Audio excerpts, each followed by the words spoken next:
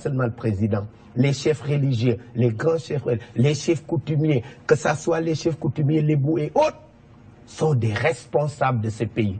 Et tous ont pensé qu'il faut aller ensemble. C'est le xel day dal bu ñu gisee Sénégalais yépp kilifa yi réew mi yépp kilifa politique yi daje loolu moo dal seen xel.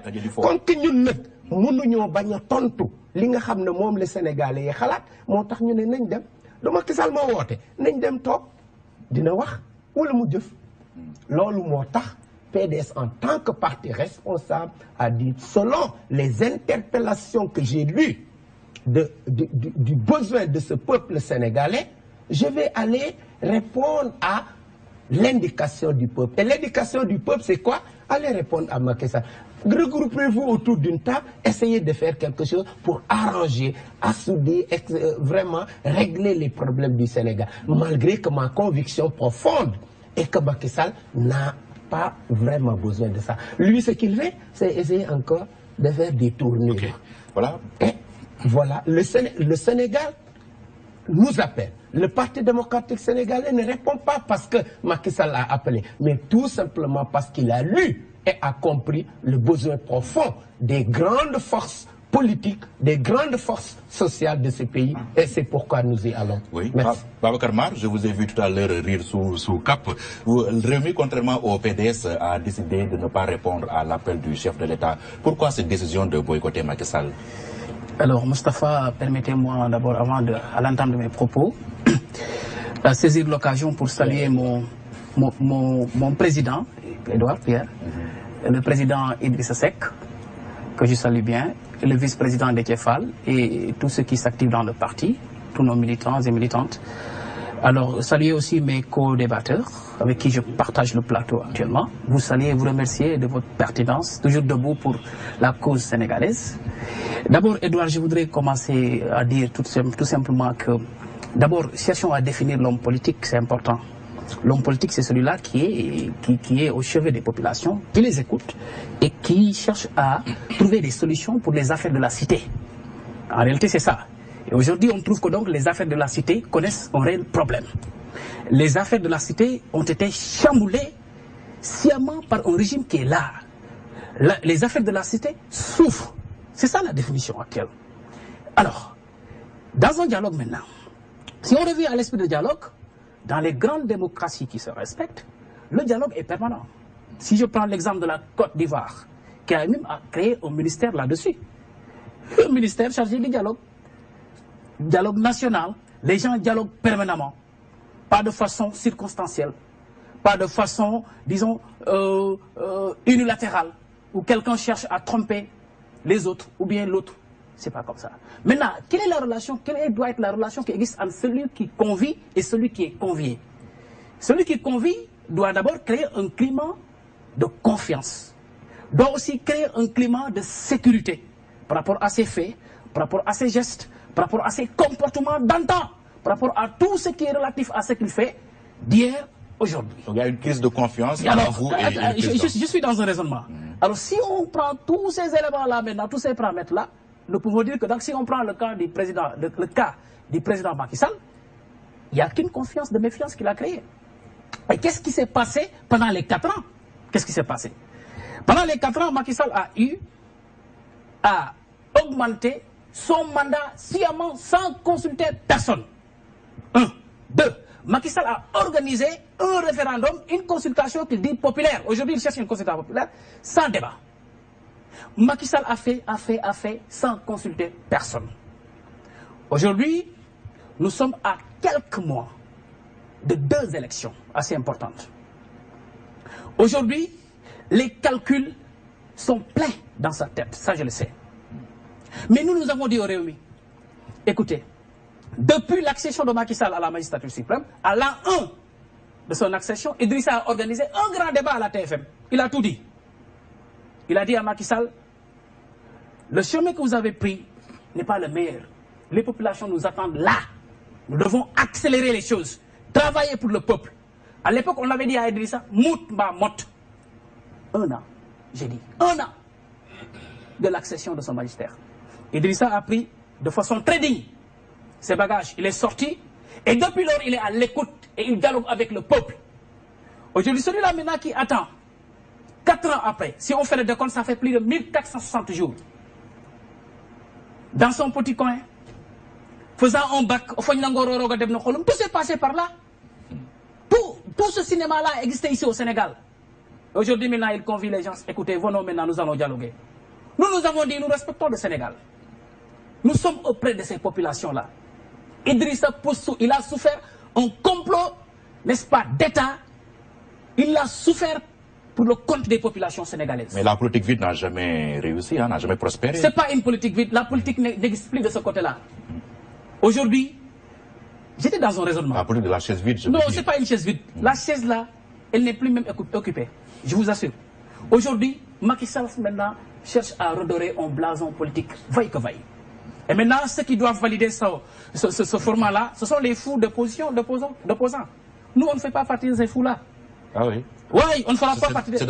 C'est de la folie que de répondre à l'appel du président. Au-delà d'une folie, ça, c'est une façon vraiment de montrer un comportement qui va à l'encontre des aspirations des populations. Tous les micro-trottoirs qui ont été tendus à ce peuple-là, les gens ont dit tout simplement que ce dialogue-là ne vient pas à son heure. Et que je vous dis quelque chose, mon cher ami Edouard. Aujourd'hui, le Sénégal a besoin de 2 choses. La première, Macky Sall doit aller dans le sens de régler la commande sociale. Cette commande sociale-là, c'est quoi? C'est que les populations sénégalaises souffrent. La première souffrance des populations sénégalaises, c'est qu'il manque de tout, jusqu'à manger même de la viande d'âne. Et ça, c'est clair. La commande sociale, c'est quoi? C'est qu'aujourd'hui, nous avons un problème, une crise énorme dans l'éducation.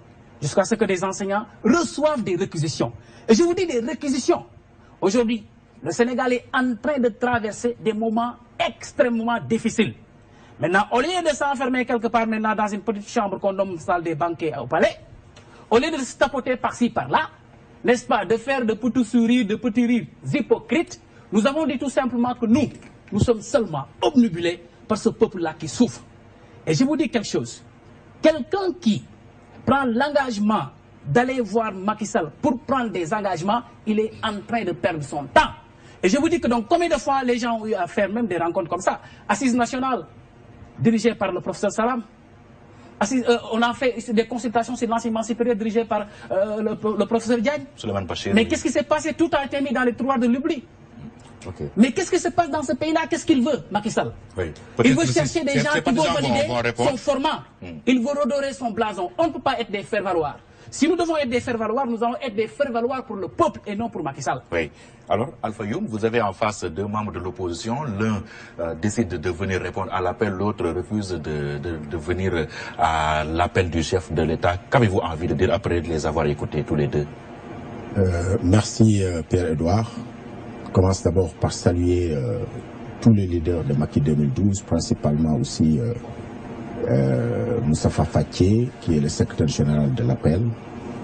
Je salue aussi les Sénégalais qui nous écoutent. Ce sont des partis, ils sont libres de venir ou de ne pas venir. Je n'ai aucun commentaire à faire sur ça. C'est à leur discrétion. Ils sont libres de venir, de répondre et de ne pas répondre. Donc je n'ai absolument rien à dire sur ça. Eh bien, et sur le dialogue. Ce qu'il faut comprendre ici, c'est que l'opposition se trompe de période. L'opposition pense qu'elle est tout le temps dans une campagne électorale. Je ne discute pas sur les questions politiques. Encouragé à cela par le président de la République aussi. Hein? Je ne discute pas sur les questions politiques parce que j'ai dépassé cette période électorale. Ça vient à son heure, ce dialogue national. Ce n'est pas un dialogue politique. Il s'agit de discuter comment mettre en œuvre les points du référendum et de discuter, d'échanger, de partager sur les questions nationales. Et là, il fallait le faire en amont. Pourquoi seulement maintenant? Mais pourquoi le faire en amont? Pourquoi? Il faut laisser la politique de côté. Le président de la République a une vision pour Sénégal 2025-2035. C'est le plan Sénégal émergent. Et que le président de la République, dans le plan Sénégal émergent, c'est un ensemble de projets, mais aussi c'est un ensemble de réformes. Nous venons de réussir le référendum. Il y a des réformes constitutionnelles qui sont là. Et aujourd'hui, le président pense qu'il peut discuter avec son peuple, échanger avec son peuple pour l'appropriation du PSE. On n'a pas besoin de débats politiques, de questions politiques. Ce que nous voulons, c'est de partager avec les Sénégalais, l'ensemble des Sénégalais, pour relever les grands défis de développement. Nous attendons qu'on discute et qu'on échange sur les questions, supposons, de l'énergie, de l'emploi des jeunes, de la sécurité publique. Voilà les questions qui nous intéressent et qui intéressent le développement. Mais ce n'est pas du tout des questions politiques, parce que c'est dépasser ces questions politiques, il faut attendre 2017 et 2019. Ce qu'il faut comprendre, le développement est pénible. Il faut voir l'histoire de l'Europe. Nous travaillons pour la génération future. C'est-à-dire une génération qui travaille pour la génération future. C'est ça la vision du chef de l'État. Et quand on construit, c'est dur et je demande d'être patient. On a 16 moteurs qui vont porter la croissance dans le PSE. On commence à le voir.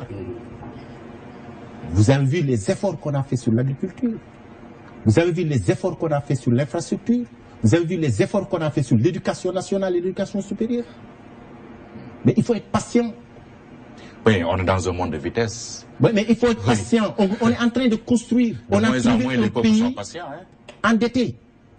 On a trouvé un pays où il n'y a même plus d'administration que de la politique.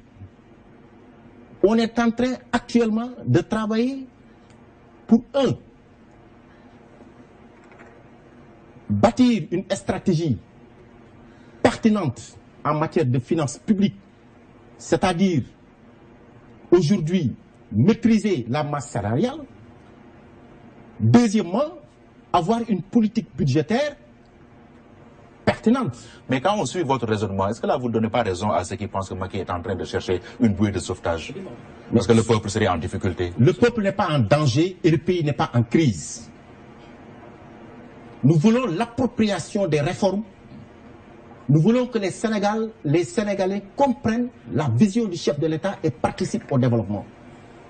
Aujourd'hui, on a besoin d'investisseurs dans le monde rural. Le président l'a dit en faisant appel aux investisseurs nationaux, européens, pour que les gens puissent comprendre quels sont les problèmes actuels. Mais on ne peut pas passer tout notre temps à parler de politique. Oui. Habib Ndao, comment nous convaincre du bien fondé de l'appel au dialogue lancé par le président? Je vous remercie Pierre-Edouard, je salue les téléspectateurs qui nous regardent, je salue mes co-débatteurs, je salue Alpha et à travers lui toute la coalition Macky 2012 et en particulier le coordonnateur Moustapha Fall qui est un aîné pour moi parce que je suis de Kaolack. Et je voulais qu'on dépassionne le débat, que le chef de l'État a fait un appel pour demain. Recadrons les choses. Nous avons gagné l'élection, le référendum du 20 mars. Le peuple sénégalais... Il y avait réellement un vainqueur ou un vaincu? Non, je veux dire, c'est le peuple sénégalais qui est le vainqueur. C'est pourquoi on n'a pas fait du triomphalisme quand les résultats sont sortis. Il y a eu un débat houleux qui a précédé le référendum. Vous avez posé la question à Alpha de savoir, mais pourquoi le président n'a pas dialogué en amont? Si, je vais m'expliquer tout à l'heure où se trouve la réalité du dialogue avant le référendum. Mais de quoi s'agit-il pour demain? Nous venons de terminer un référendum avec le peuple sénégalais a dit son mot. Ils sont d'accord pour qu'il y ait des réformes de nos institutions telles que proposées par le chef de l'État, qui est l'élu au suffrage universel. Attention, l'opposition n'est pas élue, c'est le chef de l'État qui est en charge de la politique de la nation et qui, demain, convoque toutes les forces vives. C'est un dialogue national, ce n'est pas un dialogue politique. Des dialogues, il y en a eu depuis 2012. Mais qu'est-ce qui donne un caractère historique et original au dialogue de demain? D'abord, par le contexte. Nous sortons d'un référendum où celui qui appelle à dialoguer a proposé une plateforme qui a été approuvée par le peuple sénégalais. Contexte politique. Si on regarde un peu l'histoire politique du Sénégal, on se rend compte qu'il y a eu des dialogues sous le régime précédent. Je rappelle juste 92, Onel, en 97, je pense qu'on a eu... En 92, il y a eu le code électoral. Le code électoral consensuel, en 97, l'Onel, et en 2004, nous avons eu la Sénat, la commission électorale. En 2008, nous avons eu les assises. Tout ça, c'était des dialogues qui étaient imposés par les bailleurs de fonds, en faisant une conditionnalité pour trouver une stabilité et une sérénité du climat politique. Ce n'est pas le cas actuellement. Personne n'a fait pression, ni l'opposition. La preuve, c'est qu'ils ne sont pas encore... Ils ne savent pas s'ils seront là demain. Ne commencez pas par dire qu'ils seront absents. Ils sont en train d'étudier. Le Parti démocratique sénégalais vient de sortir d'une conclave cet après-midi et a décidé de participer. Et pourtant, il faisait partie de la coalition du non lors du référendum. Donc, le Réumi, le parti de Pape Diop, le parti de Gakou, ce que j'appelais les nains politiques. Eux, ils se sont pas, par courtoisie, ils se sont pas, je retire le mot, mais ils se sont pas encore déterminés. C'est les journalistes qui sont allés très vite en besogne en disant. Ils se sont prononcés. Mais on les appelle, oui, mais on les appelle sur des questions bien précises. Je ne sais pas si vous avez vu la lettre d'invitation de Michel le Président de la République. Elle est explicite et claire. Pas de moralité de mise en œuvre des résultats du référendum. C'est ça. La première, c'est sur les réformes institutionnelles à la suite du référendum et sur les questions d'intérêt national, qui sont nombreuses. Elles sont nombreuses. La sécurité, le terrorisme est à nos portes, la diplomatie, la Gambie et tout. C'est une situation. Il y a eu beaucoup de questions d'intérêt national sur lesquelles, et je salue d'ailleurs votre leader qui a commencé à avoir une attitude très républicaine, que je m'attendais d'une personne comme lui. Actuellement, il fait des propositions par écrit. Avant, c'était du kharab, c'était des invectives, c'était des critiques qui n'avaient aucun fondement scientifique, loin de la réalité, qui n'étaient que de la perception, où ils accusaient le président dans leurs imaginations.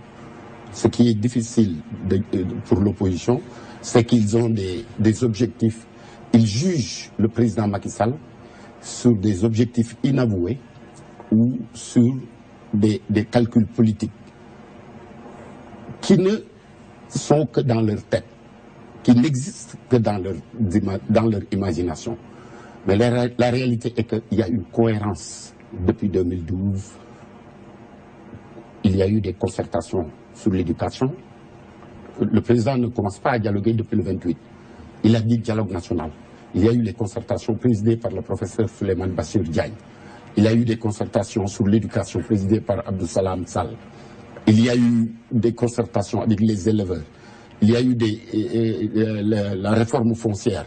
Il y a eu la Commission nationale de réforme des institutions. Il y a eu le forum sur l'administration. Donc, ça, c'est des dialogues sectoriels avec des segments de l'économie nationale, avec des segments de la vie politique nationale. Avant le référendum, il a fait le tour de tous les clergés, que les clergés musulmans ou catholiques, pour leur expliquer qu'est-ce qu'ils veulent mettre en place pour les prochaines années, pour le pays. Parlons de ça. Allons à cette rencontre qui... Ce n'est pas demain où les décisions seront finalisées. Demain, qu'est-ce qui va se passer? Michel le Président de la République va faire un discours solennel. Inviter tous les acteurs pour, comme on disait du temps d'Abdou Diouf, pour relever les défis. Et après, Monsieur le Premier ministre va continuer avec les acteurs. L'opposition n'écoute pas parce qu'ils réfléchissent à ce qu'ils vont dire, ce qui veut dire qu'ils n'écoutent pas ce qu'on leur dit. C'est-à-dire que dialoguer, c'est vraiment pour éviter toute agressivité, pour que la marche sur laquelle, la rampe de lancement, il n'y a pas que sur le plan économique, mais sur le plan de la consolidation de la démocratie et de l'état de droit, pour que tous ces différents partis politiques, la société civile, les confréries, toutes les forces vives participent à cet élan. Mais il n'y a pas de crise, il n'y a pas de nécessité de... Et ça, c'est une cohérence chez le président Macky Sall. Inclusif. C'est un mot qui est permanent dans tous ces programmes. Ouais. Inclusif. Bouddha. Donc on vous a inclus dans le dialogue. Et je vous félicite de répondre. Oui, vous allez répondre. Et pourquoi également la position du PDS a évolué? Le PDS, on a toujours entendu des responsables du PDS dire que tant que Karim Wade est en prison, il est hors de question qu'on dialogue avec Macky Sall. C'est la vérité, il n'y a aucune évolution. Ah. Je pense, Ndao même, je ne dis pas moi, mais Ndao même a répondu, il n'y a pas de dialogue politique. C'est un forum national. Moi, vraiment, moi je pense que les questions là sont très claires. Dialogue politique, non, je n'ai pas dit ça. C'est un dialogue national. Non, si on pouvait pas dire. C'est pas un dialogue. A dit c'est pas un dialogue politique. Spécifiquement entre politiciens. Voilà, donc il a répondu à la question. Moi, je n'ai même pas besoin de répondre. Donc, le PDS, ce qu'il a dit, il le répète et c'est constant. Dialoguer avec Macky Sall directement comme ça, sans certains préalables, le PDS ne le fera pas. Je vous ai dit que le PDS va au dialogue, non pas parce que c'est Macky Sall qui a appelé, mais c'est le peuple sénégalais qui en a besoin. Et voilà. Donc, pour cette question, c'est clair. Mais je voudrais revenir sur ce que je pense c'est Alpha. Quelquefois, même Ndao, il y a beaucoup de contradictions dans ce qu'ils disent. Macky est un homme inclusif. Tout ce qu'il fait, il le fait avec dialogue. Constitution, etc. C'est ce qu'ils disent. C'est vrai, non? C'est la réalité. Non, attendez. Moi, montrez-moi le contraire. Non, moi, je montre un contraire en disant ce que vous avez dit, ce qui est constaté par tout le monde et ce que tout le monde voit. Je dis, même la décentralisation, ils ont amené le projet. L'acte 3. Ont appelé acte 3. Il n'y a jamais eu, dans notre pays ou dans d'autres pays du monde, où les populations, où les forces vives travaillent comme cela. Dans tout ce que je sais de l'histoire politique du monde, si on veut construire une chose comme cela, on fait des commissions, on fait un travail long avec les acteurs, tous les acteurs, des échanges. Sauf que là, ça risque de prendre tout le temps. Lui, il veut y aller rapidement, il veut y aller vite. Non, mais personne, nous n'avons pas de problème. Moi, je dis, ce que Macky Sall fait, le président de la République, et sa méthode, il en a le droit. Le PDS ne peut pas lui contester cela. Ce que le PDS refuse, c'est qu'on lui conteste comme pour le président Macky Sall, d'avoir sa vision des choses. Le président de la République a sa façon de faire. Mais personne ne peut lui contester ça. Mais le PDS aussi, et l'opposition de manière générale, a sa façon de faire aussi. Et personne n'a le droit de contester à l'opposition ce qu'on ne conteste pas de l'autre côté. Oh, quand les autres ont leur façon de faire, très brutale d'ailleurs, personne ne dit rien. Mais il suffit que l'opposition bouge, on dit « Ah non, ils ne sont plus des démocrates. » Mais qu'est-ce que les Sénégalais veulent au juste? Ou en tout cas, ce n'est même pas, je ne dirais même pas les Sénégalais, mais ceux qui disent ces choses-là. Le PDS ne discutera pas de la Constitution. Pourquoi? Ndao l'a dit, je l'ai dit, d'autres personnes l'ont dit. On a eu un référendum, on sait avant le référendum ce qui s'est passé. Ils ont dit que quand on doit dialoguer, on doit le faire à l'Assemblée nationale. C'est pas dans la rue qu'on dialogue. Les partis politiques n'ont pas à dialoguer. C'est les institutions qui dialoguent. C'est eux qui le disaient. Oui, mais le principal point de l'ordre du jour le porte sur cela justement, sur la réforme constitutionnelle. Le PDS n'a pas à discuter d'une constitution qui a été votée par les Sénégalais et dont le président de la République, avec ses omnipotents, a pensé que leur idée seule suffit. Donc le PDS n'a rien à faire pour ces questions-là. Ouais, si vous me permettiez... Donc, pourquoi vous y allez alors? Non, attends, vraiment, vous voulez que je me répète? Non, c'est le problème de cohérence qui se pose. La cohérence est très claire. Je suis au Sénégal. Je vous assure, Pierre, il vous arrive dans votre famille de faire des choses sur lesquelles vous n'êtes pas d'accord. Mais attendez que votre maman ou votre papa ou autre pense que c'est comme ça, vous le faites. Nous pas, non, le Sénégal, non, attendez, non, c'est pas patrimonial. En tout cas, nous réclamons de ça. Nous pensons que si un Cheikh Sidi Mokhtar Mbacké, si un Abdoulaye Thiaw-Laye ou le calife de Niassène, etc., tous ces grands leaders, le Djaraf de Ouakam, le grand Serigne de Dakar, etc., nous pensons que c'est de grandes personnalités. S'ils désirent une chose, même si nous pouvons avoir notre propre opinion là-dessus, et d'autres forces sociales encore qui sont importantes, c'est pas seul. Ces forces, toutes ces forces, en lisant ce qu'ils pensent, voilà pourquoi le PDS a pensé. Pour ne pas créer du tort à cette conscience positive, il faut aller répondre. Mais je répète, nous ne pouvons pas oublier ce qui s'est passé. Le wah-wahet, la constitution qu'on a dit, oh, il faut le voter pour... Pierre, 1 minute ou 2 pour lire le contenu des réformes. Il n'y a aucune avancée possible dans ce qui avait été voté pour ce référendum. La liste est là. Je peux la relire. Je l'avais dit dans une émission que vous avez dirigée ici. Je vous répète, je l'avais dit avant le référendum, je le répète aujourd'hui, il n'y a absolument rien, je le répète, dans ce qui avait été voté pour le référendum qui peut augmenter quoi que ce soit dans la marche de notre démocratie. Je peux lire. Première chose, on a dit la modernisation. On ne va pas revenir sur les 15 points. Là. Je laisse, mais pour dire... Oui. Non, je suis d'accord. Oui. Non, moi je suis entièrement d'accord. Oui. Non, monsieur Ndao, c'est vous qui avez des problèmes. C'est pas moi. Moi, j'ai considéré que le référendum est derrière nous. Donc, je n'ai plus à discuter de choses contenues dans un référendum parce que vous aviez pensé que c'était très bien. Le peuple sénégalais y a répondu. Ce n'est pas à moi de revenir sur ça. Ni le PDS aussi. Le PDS ne reviendra pas sur ça. Donc, le plénipotentiaire du PDS sera tranquillement dans son siège. Il ne va pas prendre la parole quand il s'agira de parler de cette question-là. Le plénipotentiaire du PDS, si il est obligé de prendre la parole, il prendra la parole pour dire quoi? Pour rappeler au Sénégal et aux Sénégalais qu'est-ce que Maître Abdoulaye Wade a fait pour l'Afrique et le Sénégal. Quel a été le contenu de notre action politique et comment, d'où nous avons pris le Sénégal et jusqu'où nous avons porté ce Sénégal. C'est ce qu'il va dire. Ce sera un discours bilan. Non, oui, s'il le faut, pour dire que tous les gens qui sont là et qui essaient de torturer moralement le PDS a fait des choses qu'ils ne feront pas dans ce pays.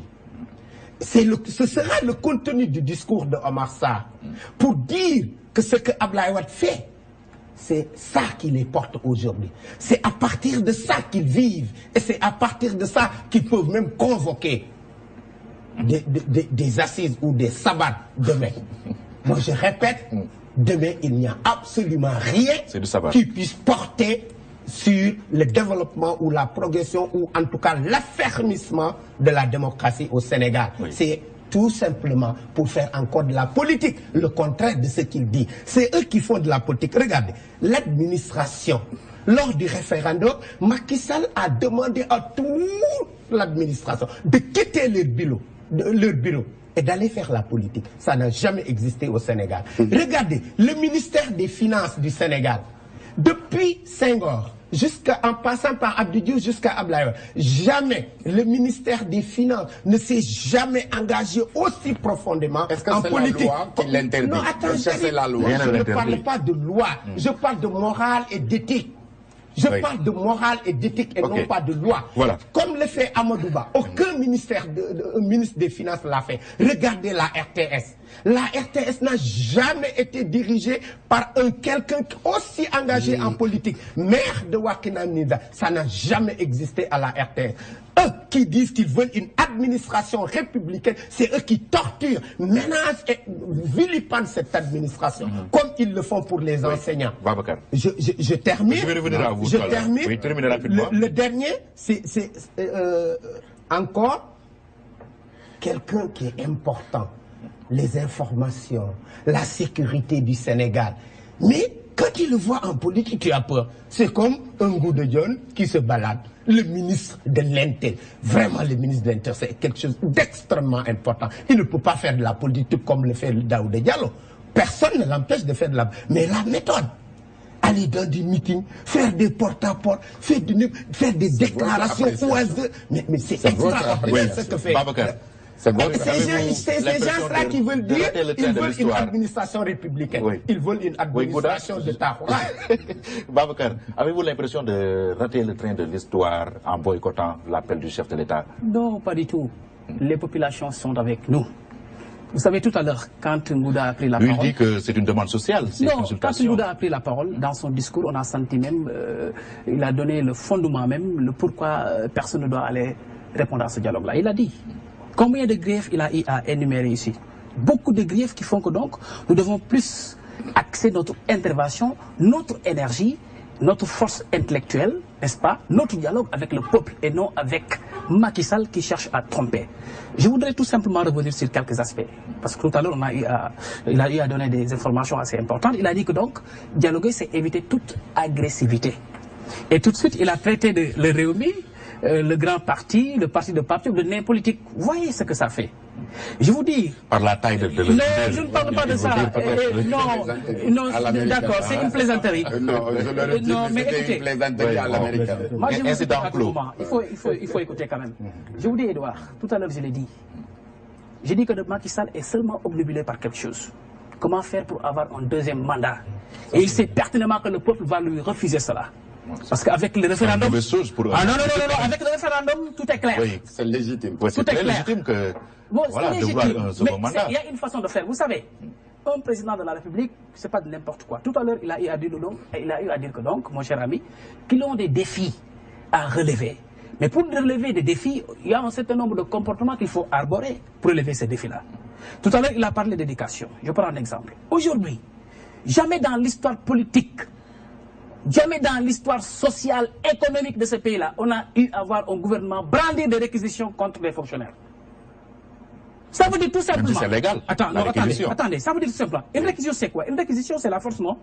Quand un gouvernement va jusqu'à user de sa force, c'est parce que tout simplement, il ne sait plus là où se donner. Même si cette force est prévue par la loi. Attendez, je termine. Il ne sait plus là où se donner. C'est un échec total. On assiste à un échec total. Et maintenant, qu'est-ce qui se passe? Nous avons dit tout simplement de façon très simple. Au lieu d'aller, n'est-ce pas, valider le comportement d'un homme politique, de quelqu'un, d'un président de la République qui a fait 4 ans, et qui, devant son peuple, quand il fait face à ce peuple-là, il sait pertinemment qu'il a échoué lamentablement. Nous avons dit tout simplement que donc, nous n'allons pas valider cela. Aller rencontrer Macky Sall, c'est encore une façon de, n'est-ce pas, c'est faire son jeu. Non, c'est pas faire son jeu, mais c'est une façon même de ne pas respecter les populations sénégalaises. Parce qu'en réalité, le peuple souffre. Edouard, je vous dis quelque chose aujourd'hui. Dans ce pays, moi, je n'ai jamais vu cela. Et c'est ce qui se passe dans ce pays-là. Un homme d'État, d'abord c'est qui? Un président de la République, d'abord c'est qui? Macky Sall sait que c'est lui le président de tous les Sénégalais, il le sait. Mais quand Macky Sall prend des décisions, il les prend en solo. Regardez ce qui s'est passé dans ce référendum-là. Il a eu à organiser un référendum sans consulter personne. Je l'ai dit tout de suite, il a fait son bac, il a tout fait. Mais nous avons dit au Réumi, nous sommes beaucoup plus intéressés par d'autres questions. Edouard, je vous dis, ces gens-là, ils disent à tout moment, ne parlons pas de politique. Vous savez, nous sommes à une ère d'hypocrisie politique dans ce pays-là. Nous sommes à une ère d'hypocrisie politique, pourquoi? Parce qu'il y a des gens qui sont capables de transformer le tronc d'arbre en crocodile. Il y a des gens qui voient la neige et qui vous disent que non, ce n'est pas de la neige, c'est de l'or. Pour valider tout simplement ce que le président de la République fait. Il faut qu'on prenne nos courages à 2 mains. Et qu'on accepte de dire la vérité aux Sénégalais. La vérité, c'est quoi? C'est que les Sénégalais souffrent actuellement. Dans leur âme, dans leur corps, dans leur comportement. Partout, les gens souffrent. Jusqu'à consommer de la viande d'âne. Nous avons dit tout simplement maintenant, pour éviter tout cela, il faut qu'un homme politique ait un courage. Et que cet homme-là prenne son courage à 2 mains. Idrissa a dit, aujourd'hui, ce qui m'intéresse tout simplement, c'est ce peuple-là. Idrissa a dit, je n'ai plus le temps d'aller écouter des choses qui ne seront jamais respectées. On a dit ici Assise nationale, il a même dit ça. On a dit Assise par-ci, par-là. Maintenant, qu'est-ce qu'ils vont organiser? Demain, ils vont organiser des debout nationales. Mais on en a marre d'entendre n'importe quoi qui ne sera jamais respecté. Et aujourd'hui, si quelqu'un, je l'ai dit tout de suite, si un parti va là-bas pour prendre des décisions avec Macky Sall, il va le regretter amèrement. Parce que Macky Sall ne va jamais respecter ses engagements. Macky Sall a fait quelque chose. Nous n'allons jamais lui pardonner cela. Et le peuple sénégalais ne va jamais lui pardonner cela. Et le peuple va le sanctionner le moment venu. Lorsqu'il s'est agi de diminuer son mandat, pourquoi il n'a pas consulté les partis? Parce qu'il savait que tout simplement... C'est le seul point qui vous intéresse, vous? Non. La réduction du mandat. Attendez, on n'est pas pressé. Nous sommes pour la valeur de la parole donnée. La parole donnée a une valeur. Attention, n'entrons pas dans ça. Si aujourd'hui, mais il faut écouter les gens quand ils parlent. Non, j'ai beaucoup de respect pour votre leader. Mais il faut écouter quand les gens parlent. Pas dans ce débat. Mais écoutez quand même. Si aujourd'hui, nous, hommes politiques, on ne peut même pas respecter notre petite parole, c'est parce qu'il y a un problème. Et la réalité, c'est quoi? C'est qu'aujourd'hui, on fait face à quelqu'un qui ne respecte pas sa parole. Regardez avec les enseignants. Il s'est engagé, son gouvernement s'est engagé le 17 février 2014. Le Premier ministre a pris, n'est-ce pas, des directives formulées depuis le 30 avril. Lui-même, il a organisé un déjeuner, n'est-ce pas, présidentiel au mois d'octobre, en 2015, le mois d'octobre passé. Et qu'est-ce qui s'est passé? Rien n'a été respecté. Les enseignants ont eux-mêmes à renégocier des accords. Aujourd'hui, qu'est-ce qui se passe? Après avoir lamentablement échoué, il dit maintenant je vais brandir des réquisitions. Je vais user de la force. Après les enseignants, ce sera le tour de qui? Donc on a dit maintenant pour remédier à tout cela, pour régler tous ces problèmes-là, Idrissa a pris son courage à deux mains. Idrissa veut faire face à son peuple, parler à son peuple, dialoguer avec son peuple, dialoguer avec les entités fortes de ce pays-là. Et non pas dialoguer avec quelqu'un qui ne respecte pas sa parole, dialoguer avec quelqu'un qui est obnubilé par un agenda politique, dialoguer avec quelqu'un qui ne cherche que des aspirations personnelles. Nous, on n'a pas ce temps-là. Le seul temps que nous avons, c'est le temps du peuple. Et le temps du peuple aujourd'hui, c'est quoi? C'est d'aller dire au peuple, Massachono, si vous nous, n'est-ce pas, si vous nous portez votre confiance, demain, Inch'Allah, on va tout faire pour disparaître à jamais. Oui, Alpha, ce qui se passe sur ce plateau, c'est peut-être un petit baromètre pour indiquer qu'on s'achemine vers un dialogue de sourds. Là, est-ce que les dés ne sont pas pipés avant même l'heure? Pas du tout. Je vais vous dire que j'invite l'opposition à être calme et sereine. Calme et sereine parce que ce qui nous intéresse, c'est l'avenir des jeunes. C'est la jeunesse qui nous intéresse. Ce qui nous intéresse, c'est la construction. La jeunesse qui est complètement ébahie, qui n'a pas d'emploi, qui n'a rien. Okay. Je ne rentre pas dans des considérations politiques. C'est la vérité. Je dis, ce qui nous intéresse, c'est l'avenir de cette jeunesse. Ce qui nous intéresse, c'est le développement économique de ce pays-là. Pour la première fois dans l'histoire économique du Sénégal, ce qu'on a fait, le ministre de l'économie et des finances, qu'est-ce qu'il a fait? Une excellente politique budgétaire. Qu'est-ce qu'il a fait? On a eu un budget à plus de 3 000 milliards. Ça, c'est quoi? Et aujourd'hui, on a prévu plus de 1 000 milliards qui vont transformer totalement l'économie sénégalaise. Non, ça, c'est grave, ça. Il faut être patient. Nous nous intéressons à l'avenir de ce pays, à la construction nationale et au développement économique. Vous vous intéressez au pouvoir du chef de l'État. Vous êtes libre de vous opposer, vous êtes libre de faire des déclarations, mais je vous invite au calme. Il n'y a aucun problème, nous ne sommes pas en crise. Quand aujourd'hui plus de 640 millions d'Africains sont privés d'électricité et plus de 90% d'écoles qui n'ont même pas d'électricité, nous on se bat. On est en train de se battre pour que les Sénégalais puissent avoir de l'électricité, que les Sénégalais puissent manger, que les Sénégalais puissent aller au travail et qu'il y ait de la sécurité publique. Mais est-ce que ce dialogue alors ne nous détourne pas de l'essentiel alors? C'est l'opposition qui nous détourne et qui crée la confusion et qui crée la confusion. Cela vous semble dire que les priorités sont ailleurs. Absolument. Le dialogue, c'est tout simplement une appropriation de notre plan Sénégal émergent. C'est normal pour ça. Oui.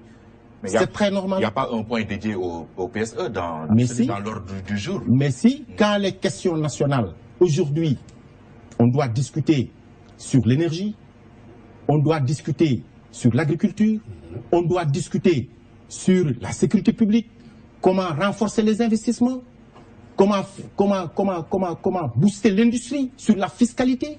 Moi, je serais à l'aise si j'entends des propositions sur ces points.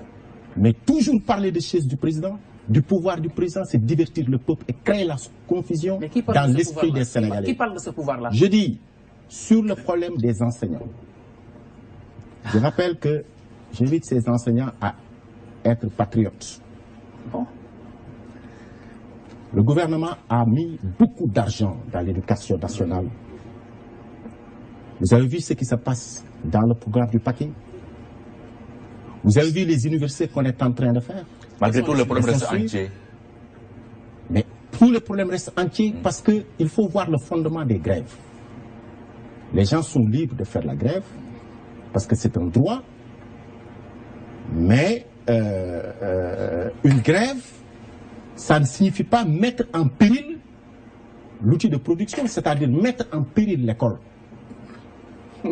Une grève, c'est un arrêt de travail, n'est-ce pas, qui ne doit pas durer. L'outil de production, l'école. On est d'accord.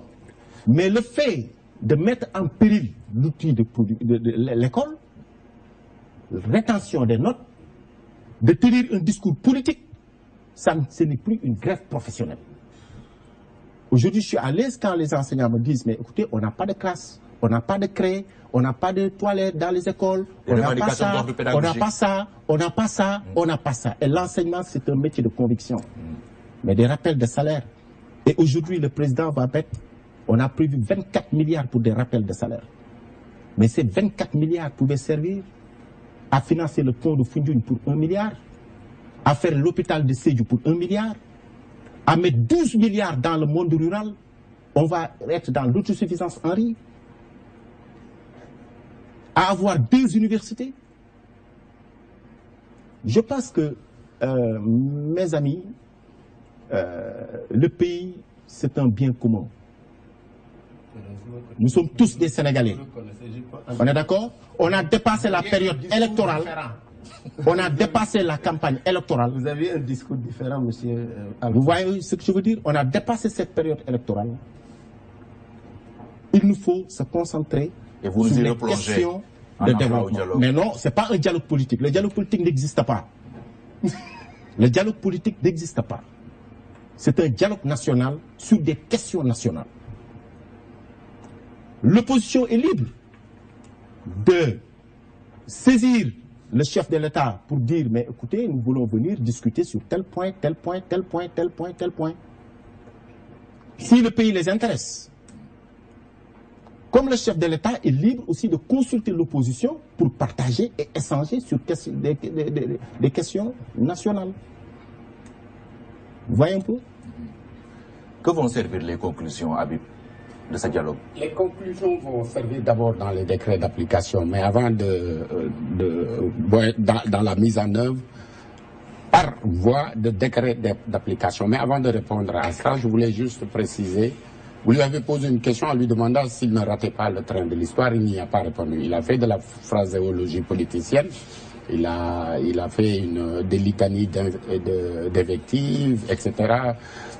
Bon, mais c'est pas très grave, c'est très politique, c'est un débat politique. Et merci Alpha d'avoir ramené le débat au niveau économique. Mais je pense qu'eux, ils ont l'habitude de débattre, donc ils savent, ils connaissent les réalisations du président. Ils n'ignorent pas la cohérence donc des actes qu'il pose tous les jours. Et en ce qui concerne maintenant la question que vous venez de me poser, à savoir si les conclusions vont être appliquées. Oui. Toutes les rencontres qui ont eu lieu depuis 2012, il y a un suivi, exécution. Et ça aussi, ça fait partie de l'originalité de la politique d'ensemble du président Macky Sall. Il y a toujours suivi, évaluation. Les concertations nationales sur l'enseignement supérieur, les concertations sur l'éducation nationale, le conseil sur l'investissement. Sur l'enseignement supérieur, le premier point appliqué, c'est celui qui consiste à augmenter le tarif pour les inscriptions. Pour une qualité. Attendez. Là, vous n'avez pas attendu. Non, oui, on n'a pas attendu parce qu'il était urgent que l'enseignement supérieur au Sénégal retrouve son lustre d'antan. Nous étions la capitale, nous étions ce qu'est le Massachusetts aux États-Unis, ou bien ce qu'est certaines régions d'Europe qui sont des régions dédiées à la formation des citoyens. Et notre école, notre enseignement supérieur a formé beaucoup de cadres bien avant les indépendances Et jusqu'à présent, j'écoutais une radio mondiale avant-hier où il disait que l'université de Dakar fait partie des plus grandes universités en Afrique de par la qualité de l'enseignement. Donc il ne fallait pas, et comme la qualité allait à décrépitude, il fallait redorer le blason. Donc c'est pourquoi les assises ont tout de suite été les conclusions de ces concertations sur l'enseignement supérieur. La mise en œuvre a été rapide. Comptez sur le président Macky Sall pour la mise en œuvre de toutes les conclusions du dialogue, pour plusieurs raisons.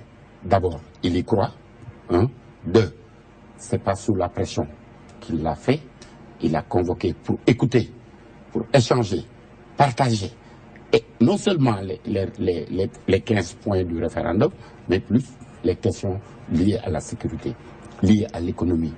Alpha vient de faire une démonstration même les réalisations qui ont été faites. Il y a toujours... Oui, je ne coupe pas. L'université, ça nous coûte plus de 3 milliards. On est en train de construire des universités sur fonds propres.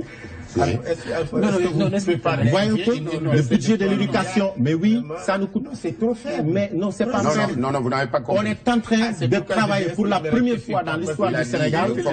Pour la première fois dans l'histoire du Sénégal, on a pu mobiliser assez de ressources pour pouvoir au moins financer une partie de notre économie. Et c'est ça la souveraineté économique. Je dis, on a prévu 3 milliards pour l'université Ibrahima Niasse, avec des efforts, 30 milliards. On va construire d'autres milliards. Non, mais c'est vraiment triste. Hein? Non, c'est pas triste. Ce sont les efforts qui sont en train d'être faits. Oui, vous allez terminer rapidement, parce que là, il faut qu'on en finisse avec cette question du dialogue. Je pense qu'Alpha mélange les choses. Non, Alpha, je ne mélange pas. Non, allez-y. C'est l'argent qui est Écoutez, on parle des affaires sérieuses. Les Sénégalais nous regardent. C'est l'argent qui est prévu dans le plan d'action. C'est le gap qui est grand. Je sais que... Non, mais écoutez... Non, Alpha mélange. Il faut maîtriser les choses. Je maîtrise absolument rien.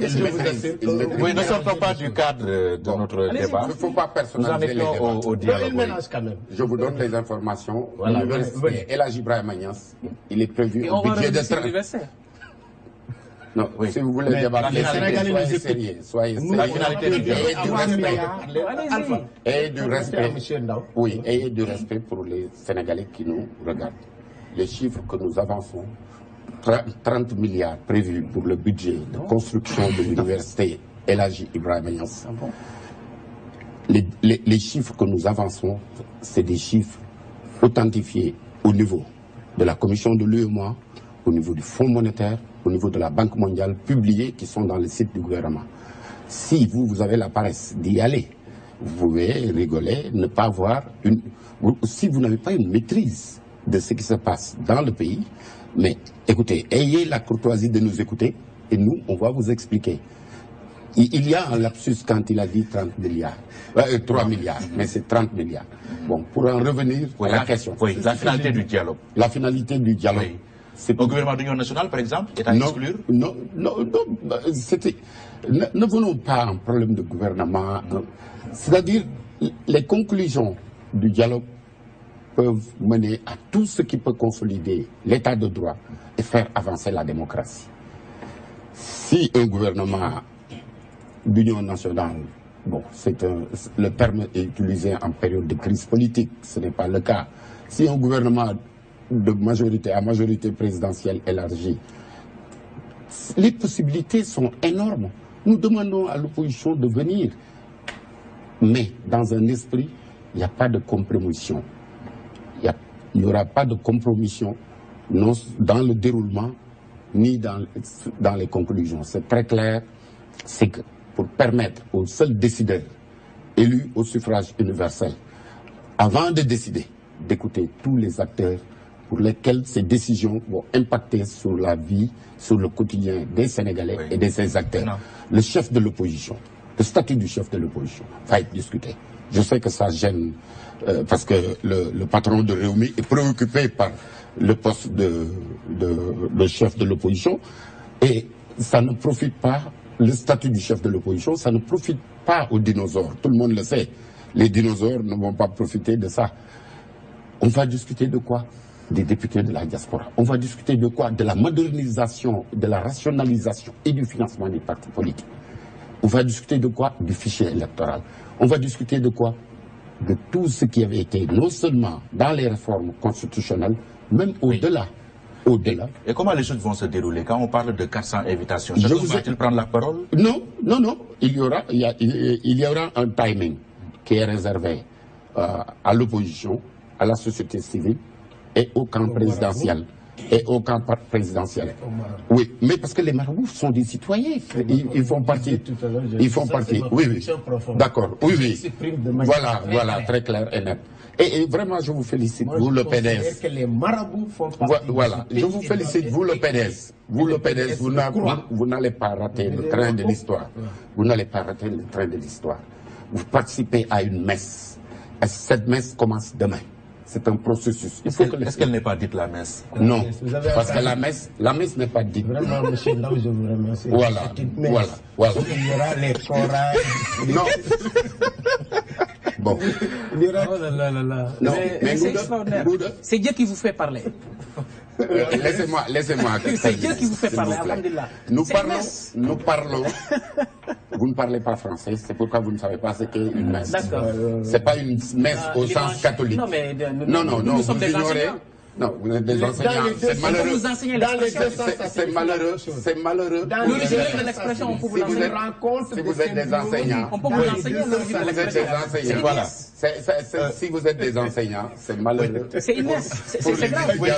Voilà. D'où la nécessité. D'où la nécessité. Vu le fait que, bon, ils sont des enseignants. D'où la nécessité de revoir l'éducation nationale. Parce que si on a des enseignants de cette trempe, bon, on peut comprendre que les étudiants et les élèves... On est mal barré. Voilà, on est complètement mal barré. Vous ne respectez personne. Non, c'est vous. Vous ne respectez Oui, personne. Ngouda, pour finir. Merci. C'est ça votre régime. Merci, Pierre-Edouard.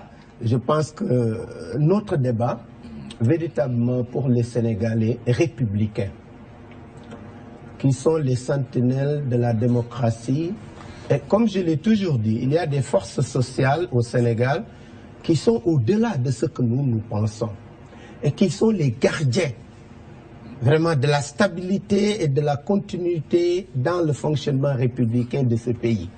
Ce n'est pas ces politiciens-là, parce que vraiment, s'ils ne tenaient qu'à ces politiciens, le Sénégal serait déjà du charivari vraiment insipide.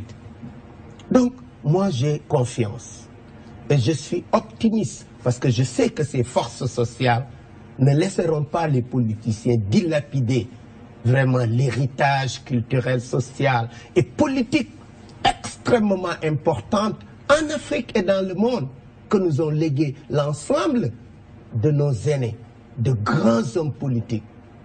Léopold Sédar Senghor, Lamine Gueye, comment dirais-je encore, je ne dirais pas Abdou Diop, c'était un administrateur. Moi, je ne l'ai jamais considéré comme un homme politique. Cheikh Anta Diop, oui. Abdoulaye Wade, ces gens-là, si on laisse vraiment, je ne sais pas, c'est des apprentis. Abdoulaye disait un jour apprentis, mais moi, je ne les considère pas. C'est des farceurs. Comme j'ai une fois dit, quand je marchais, on m'a dit George Bush, George Walker Bush, le président des États, j'ai dit, vraiment, le monde commencera. Et ça se voit, ça se vérifie. Le monde commencera à souffrir beaucoup. Parce que c'est les modèles des George Bush là qu'on aura maintenant dans tous les pays du monde. Des gens qui n'ont pas ce qu'on appelle une idéologie fondamentale, qui impulse leur pensée et leur fonctionnement politique. Et c'est important. Mais c'est des gens qui, à partir d'une tablette ou des choses, calculent, trouvent peut-être à partir d'une équation paramétrique et autres, ils trouvent des valeurs et ils agissent. Et voilà, le résultat c'est ça. Des charivari partout. Donc, lui, il a dit tout à l'heure, le budget de 3 000. C'est pourquoi j'ai dit, monsieur, c'est comment Alpha. 2000, le budget du Sénégal était de 598 milliards. Disons 500 millions. Calcul. Auguste Elie, M. Pierre-Edouard, M. Ndao, M. Mar calculent le processus de variation du budget du Sénégal de 2000. Quand le président Abdoulaye Wade quittait en 2012, votre budget était de 2300 milliards. Calcule maintenant, essaie de faire ce qu'on appelle la proportion. Tu verras que pendant la gestion de Abdoulaye Wade, le budget du Sénégal a augmenté plus qu'aujourd'hui. Tu es capable de faire des calculs. On sera dans son élément. Non, non, attends. Non, moi, j'ai pas besoin. J'ai pas besoin de ça. Ce que je dis, c'est très clair. Je dis 500 milliards en 2000. Quand on quittait en 2012, nous étions à 2600. Ouais, Pierre-Edouard. Avec l'astérisme budgétaire. Non, non, moi, je comme que ça, c'est des appréciations. Je vais vous dire moi, je parle. Non, vraiment, ayez quand même l'amabilité de m'écouter. Moi, personne.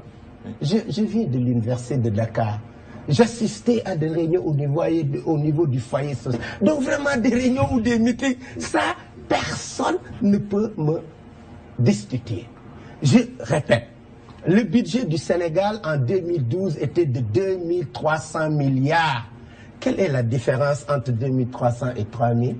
Donc, en 4 ans, ils n'ont ajouté que par rapport à l'augmentation de la population et ils veulent me dire que c'est exceptionnel. Quand j'ai entendu la première fois dire le ministre des Finances, quand même, il était le directeur des impôts et domaines à Modouba. Il sait qu'est-ce qu'un budget. Quitter 2300 milliards en 2012, arriver à 3000 milliards, et tu cherches des tabalas pour crier. Quelle est la variation? Maintenant, la dette, vous en avez parlé aussi. En 2012, quelle était la dette par rapport aux chiffres de Mamadou Kane, ministre des Finances? Il a dit, Amadou Kane, ministre des Finances du Sénégal, 2700 milliards, 711 milliards de francs CFA dette. Aujourd'hui, vous avez au minimum 5000 milliards de francs CFA de dette en 4 ans. Et vous voulez parler d'un pays qui était endetté. Donc, je termine. Vous éloignez un peu de notre sujet. Non, mais c'est lui qui l'a dit. Il voulait montrer que Macky Sall a travaillé. Et qu'il voilà le budget. C'est pourquoi je dis, M. Ndao mélange les choses. Moi, je pense qu'il ne maîtrise pas les termes. Non, moi, vous savez, je n'ai pas parlé du budget encore. Monsieur Ndao, vous savez, moi, je vous connais. Oui, mais je n'ai pas parlé du budget. Moi, je n'ai pas encore dit que M. Ndao mélange les choses. Ah, d'accord. Vous savez. Okay. Je pensais que vous vous adressez à moi. Non, moi, ce que je dis, je l'ai entrer dans le débat moi, parce que ça va être déséquilibré. Que M. Alpha puisse s'enorgueillir d'un budget de 3000 milliards. Sincèrement, s'il savait quelle était la progression du budget du Sénégal pendant ces 12 dernières années. Il a tout à fait raison de le faire. Je vais vous expliquer pourquoi. Attends, je termine et après vous allez expliquer. Si vous nous amenez dans ce débat. Non, après vous allez expliquer. Je dis. On parlait du dialogue. Il a dit que les enseignants. Il a dit que les enseignants. Je reviens maintenant pour les enseignants. Il a dit que les enseignants ne sont pas sérieux. C'est des politiciens. C'est ce que M. Alpha a dit. Et quand les enseignants, qui sont les professeurs des magistrats, qui sont les professeurs de tout ce que quelqu'un peut être dans ce pays, ces enseignants-là ne peuvent même pas avoir une indemnité de logement de 60 000 francs. On donne à des femmes d'ambassadeurs 500 000. Le plus grand. Non, je ne déplace pas. Quand même, le débat, c'était la question des enseignants. Est-ce que c'est des patriotes ou autres? C'est pas moi. Moi, je n'ai pas parlé des enseignants. C'est vous. Donc, comment on peut m'accuser d'avoir déplacé? Je dis, ces enseignants qui suent la craie, qui est du calcaire, qui détruit leurs poumons, jour et nuit, ces enseignants qui, comme on le dit, ils saignent, ils demandent un peu. On prend l'argent du pays, on le distribue dans des baptêmes. On le distribue par-ci, par-là. On donne à des ambassadeurs. Voilà. Et on dit oui, je vais vous retirer la parole, le politicien. Que je vais donner la Est-ce que c'est sérieux cela? Vous boycottez, mais est-ce que vous attendez concrètement quelque chose de ce dialogue? Est-ce qu'on attend quelque chose de ce dialogue? Mais vous écoutez, oui, on n'attend absolument rien de ce dialogue. Ce n'est même pas un dialogue. C'est votre droit. Mais vous écoutez, Ndao. C'est votre droit. On n'attend rien de ce dialogue. C'est quelqu'un qui cherche à tromper et qui va mettre son planning et qui va le faire. Maintenant, nous allons demain, Idrissa va dialoguer avec le peuple et va faire une très forte déclaration demain, Inch'Allah.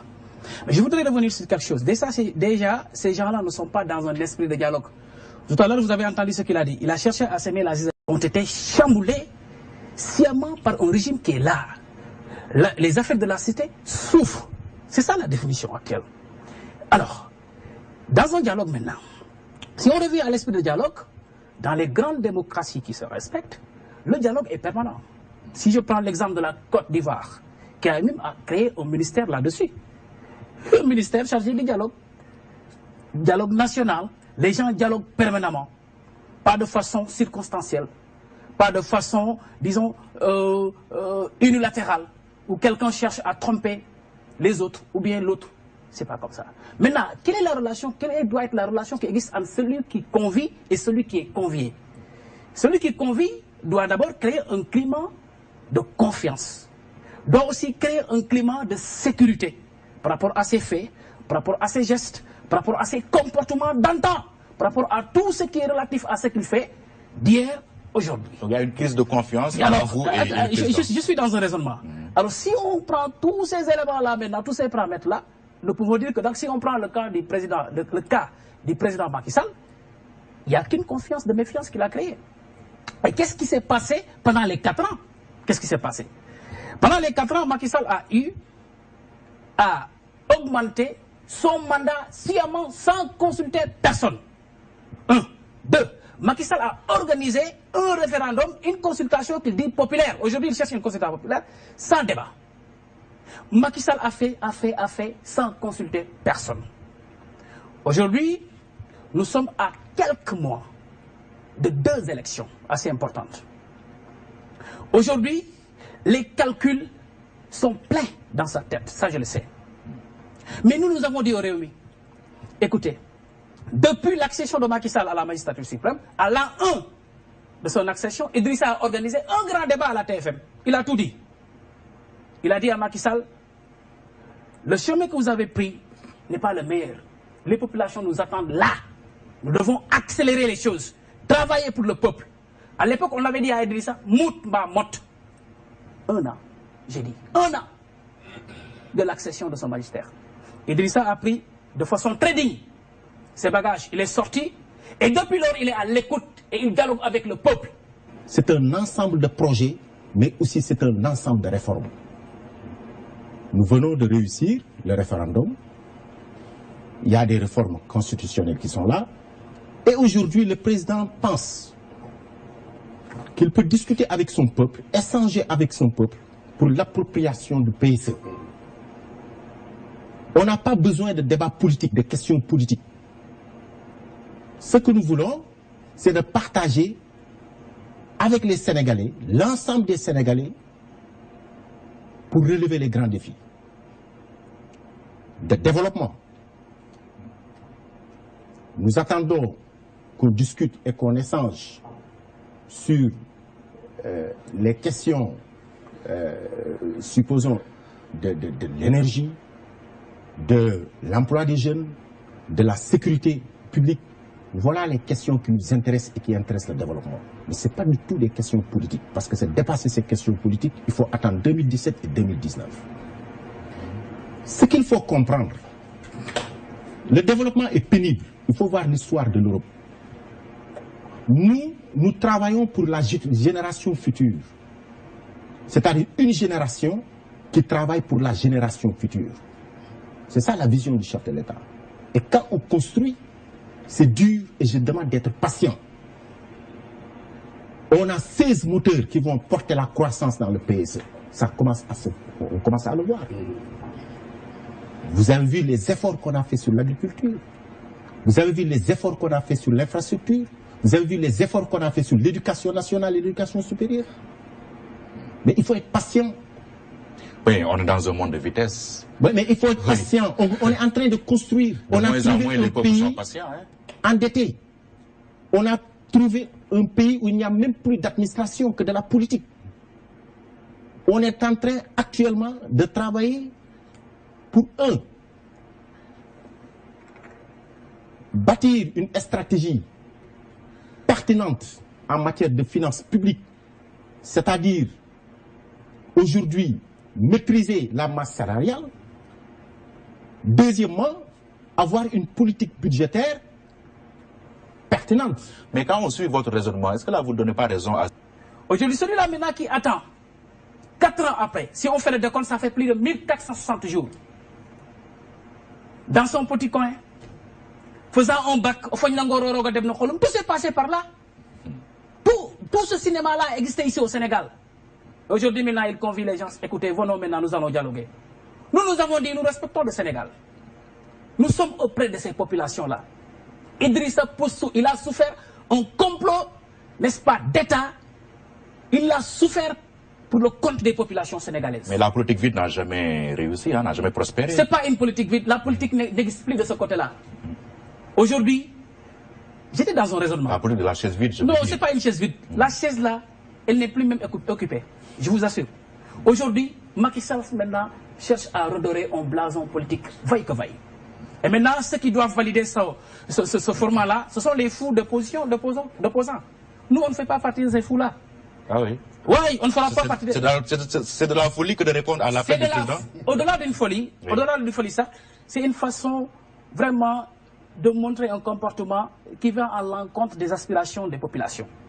Tous les micro-trottoirs qui ont été tendus à ce peuple-là, les gens ont dit tout simplement que ce dialogue-là ne vient pas à son heure. Et que je vous dis quelque chose, mon cher ami Edouard. Aujourd'hui, le Sénégal a besoin de 2 choses. La première, Macky Sall doit aller dans le sens de régler la commande sociale. Cette commande sociale-là, c'est quoi? C'est que les populations sénégalaises souffrent. La première souffrance des populations sénégalaises, c'est qu'ils manquent de tout, jusqu'à manger même de la viande d'âne. Et ça, c'est clair. La commande sociale, c'est quoi? C'est qu'aujourd'hui, nous avons un problème, une crise énorme dans l'éducation, jusqu'à ce que des enseignants reçoivent des réquisitions. Et je vous dis des réquisitions. Aujourd'hui, le Sénégal est en train de traverser des moments extrêmement difficiles.